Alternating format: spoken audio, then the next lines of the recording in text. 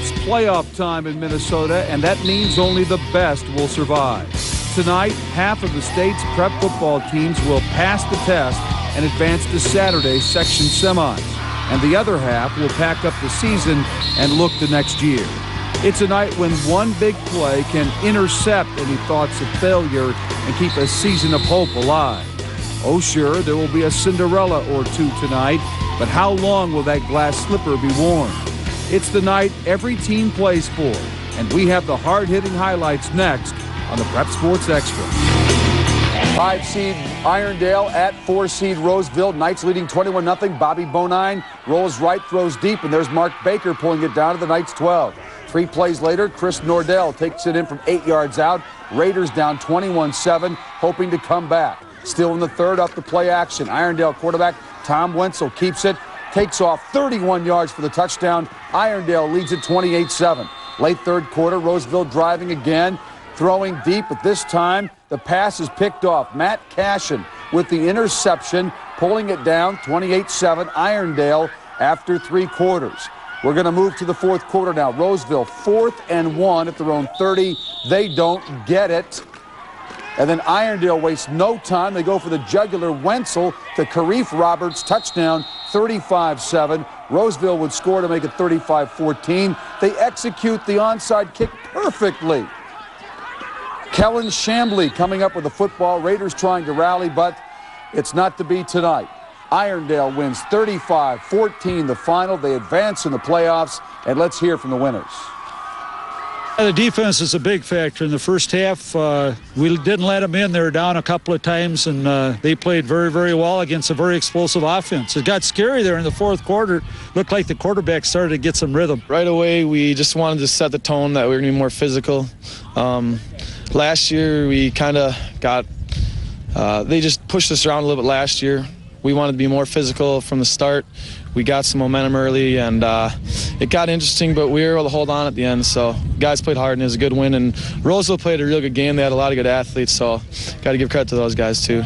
All right, so Irondale advances. How about White Bear Lake tonight hosting Arlington? Bobby Hurt, 5-yard touchdown run. What a great name for a running back who runs hard. How about Bobby Hurt again? 66 yards, breaking tackles, cutting back. Hurt, look at it, they can't bring him down.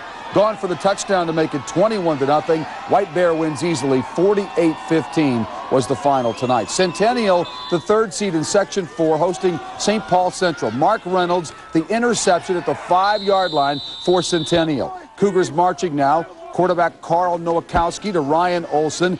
Big pass play down to the Central 5-yard line. It sets up Matt Gray. He had 22 carries, 122 yards, and 2 touchdowns. Scoring here, Jared Massey added 123 yards. Centennial wins 28-14.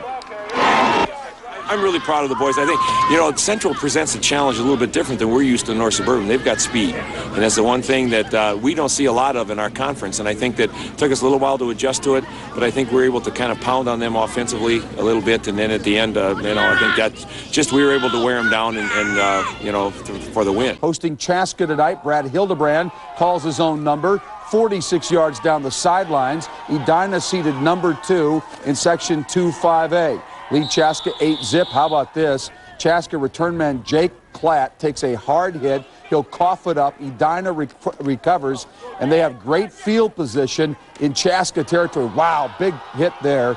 And the Hornets take advantage. Ricky Prestis, their outstanding receiver, 14 yards in untouched. Edina's up 16-zip early. They cruise tonight. 61-7 was the final score. Tim March scoring that touchdown there. Jefferson at Apple Valley tonight in 2-5A, fourth quarter. Brent Augustine to Brad Mayers, 26 yards. The Jags with good field position at Apple Valley. Later on the drive, Jefferson running back Ryan Wolf scampers 11 yards for the score. Jefferson up 24-10 in the fourth. Apple Valley trying to get something going.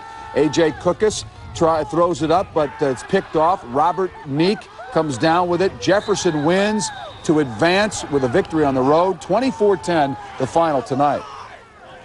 The win was kind of a factor, and they took us out of our running game, and we had to throw the ball, and we came out and threw the ball pretty decent, moved the ball up and down the field, and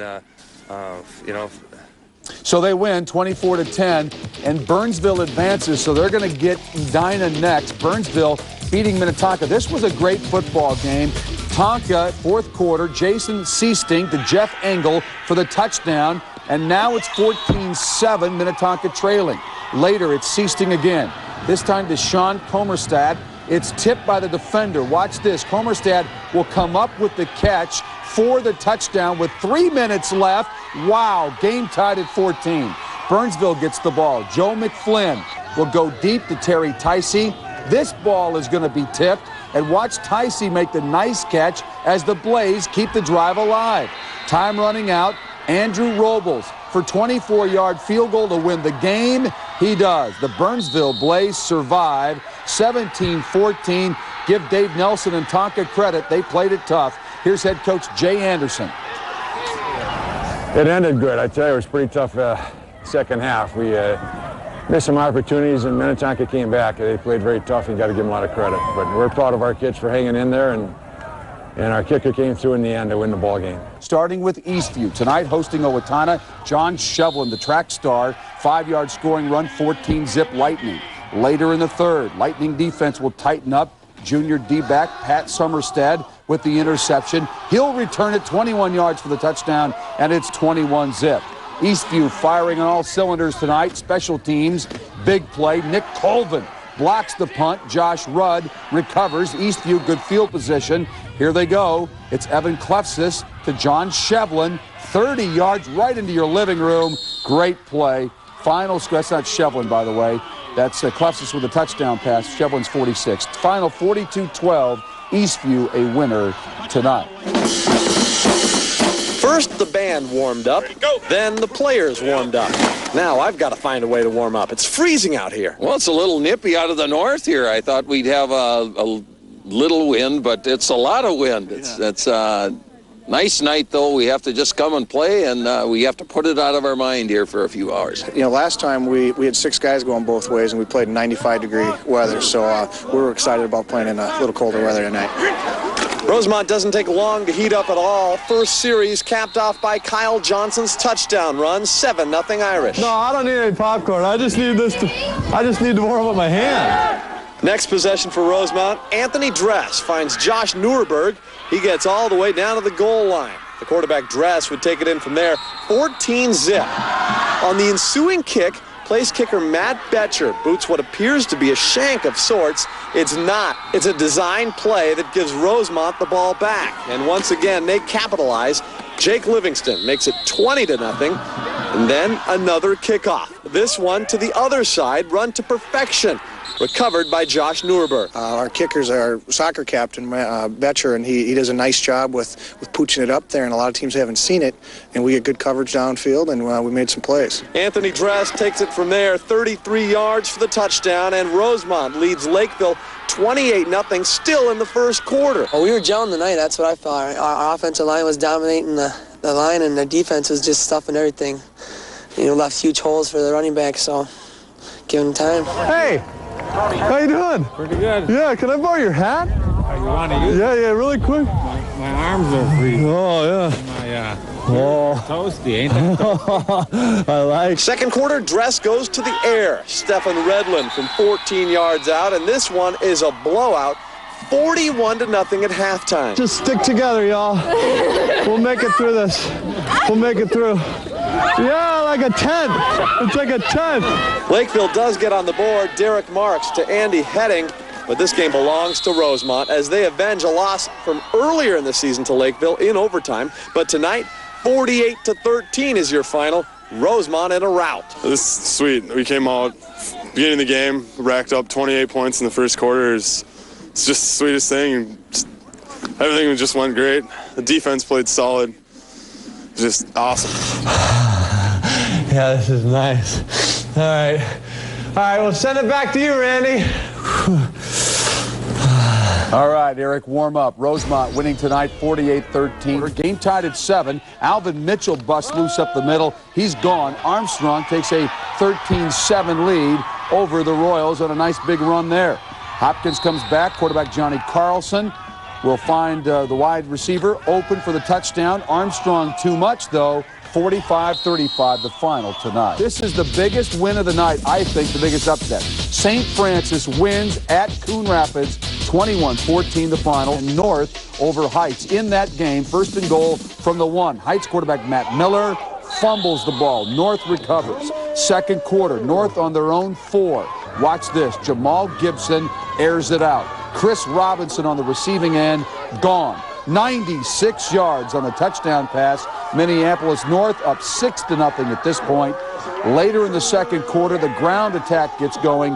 Jermaine Jennings will cut it up the middle. 45 yards for the touchdown, and North wins big today. The final was 40-7 over Columbia Heights. Tonight, St. Louis Park at Benilde, 4th and 12. The Red Knights go for it. Ryan Hibbard would score 14 yards out and get the first down, rather. Sets up Mike Pavelka, who scores. And it's 21-14, Benilde losing to St. Louis Park, who had 1 win all season. Still in the third, running back Arsenio Richardson, gone 20 yards, and the Orioles lead 28-14.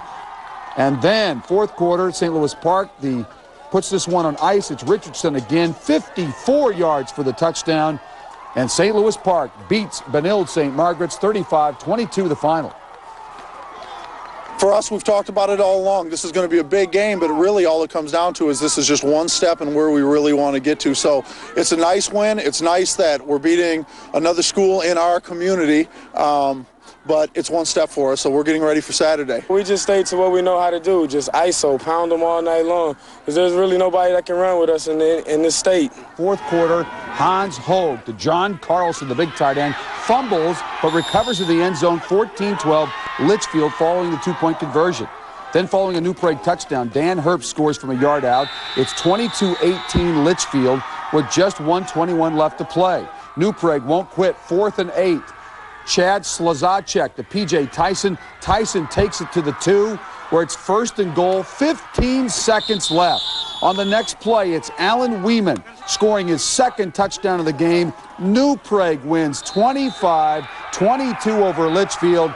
But guess what? They get Hutchinson on Saturday. At Prior Lake tonight, Sam Rook, the quarterback, 25-yard pass to Eric Woleb.